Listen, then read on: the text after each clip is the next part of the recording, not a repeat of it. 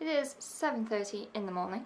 This is my first cup of coffee, and I decided to do a chatty get ready with me this morning and give you an update about how I'm finding being cruelty-free. First thing I will say is that some of these products that I'm going to be using today whilst I'm doing my makeup aren't cruelty-free, because this is part of the problem that I'm facing.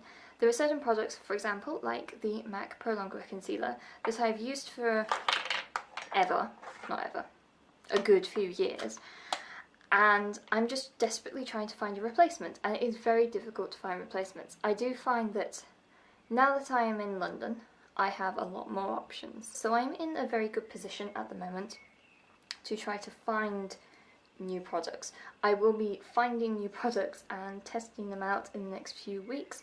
I just have to wait for payday because this place has practically bankrupted me. Some of the main things that I'm finding quite difficult are, for example, concealer and base products. I've always had problems with concealer and base products, to be honest with you, so it's actually nothing new. I quite like this brand, the Mina, 3INA.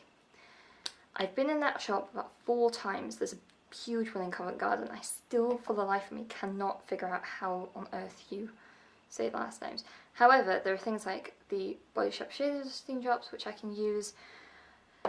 You know, there are alternatives to make these shades the right colour. I'm in a better position now than I was when I was in Lancaster to get these things. If you only live in this very small town and you only have a very limited amount of things, like I did in Lancaster, you're automatically not able to be cruelty-free. And there is a certain amount of, dare I say the word, privilege in being in a place where you can actually access these items. Yes, the internet is available, but I'm incredibly hesitant to buy any base products online because online swatches never look like what they actually do on my face. And that's partially to do with the fact that I'm so pale. There's just no point in ordering something online. It's just a waste of money. Ciate is a brand that I've been loving, by the way. This is a Ciate blush. This is really gross. But that's a brand that I've been loving mainly because they have all the nail varnishes, as you can see blurrily behind me. It has made me think a lot more about what I've been purchasing. And now I've got sort of the cruelty-free side of things down, and I feel quite comfortable in my decisions, and that spot is just huge and gross, and let's cover that up again. So now I've got kind of like the basics of the cruelty-free side down, I'm now going to be looking into the philosophies and the ethical nature of the companies altogether, where they source their ingredients, like how they mine their minerals and stuff for their eyeshadows and blushes and that kind of thing. I'm going to look more in depth into that. Now I've got a basis of what isn't harmful for animals. Now I'm going to think about what isn't harmful for the environment and for people as well. Are these companies, for example, mining to get certain minerals to make eyeshadows that are using child labour, for example? Let's just throw that one out. You know, are they doing unethical mining in terms of the environment, and are they using labour that is not fair? It's weird the fact that that information isn't as easily attainable as, for example, being cruelty-free.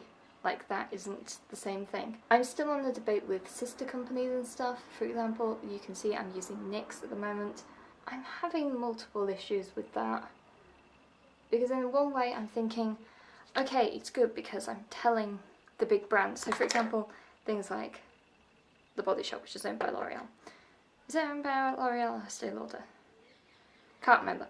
Whichever they are owned by, I'm telling that brand, I prefer this, and I prefer it for this reason. However, some companies just don't really think about that, and all they think about is their bottom line.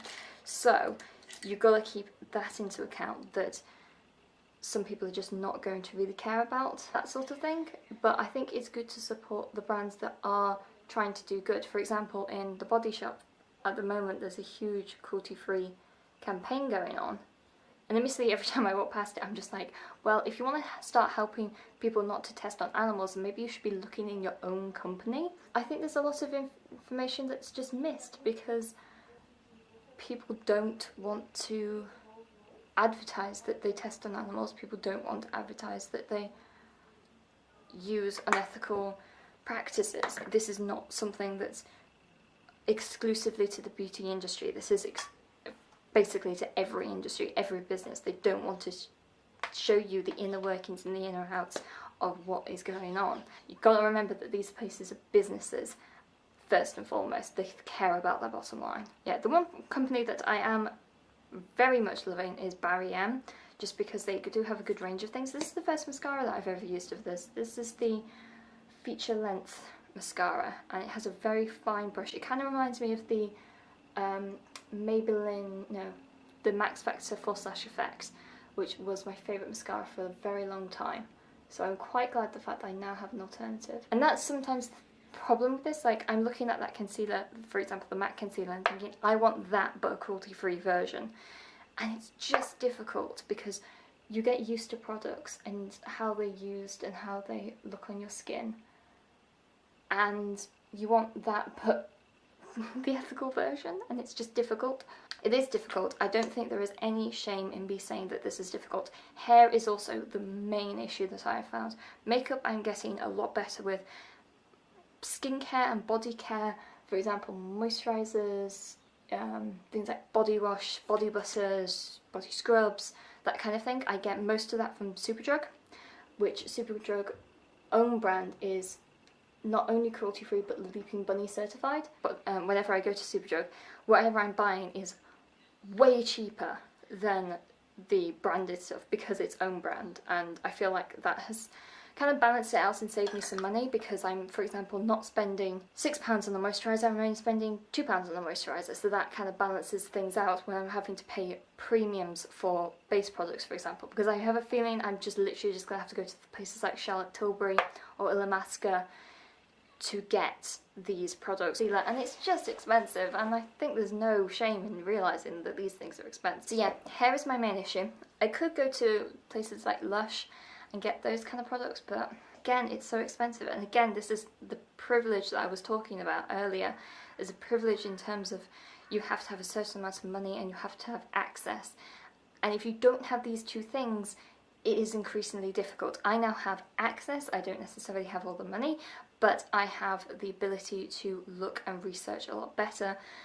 So that's always a bonus. And I feel like if you are trying to go cruelty-free and you're realising what you have available isn't feasible for you, but if you can't have access to it, I don't think you should necessarily put yourself down about this. Again, you can do things like try to persuade companies to go cruelty-free. Okay, so this is a very plain look today, as you can tell. I don't have too much makeup on and I'm using kind of no makeup.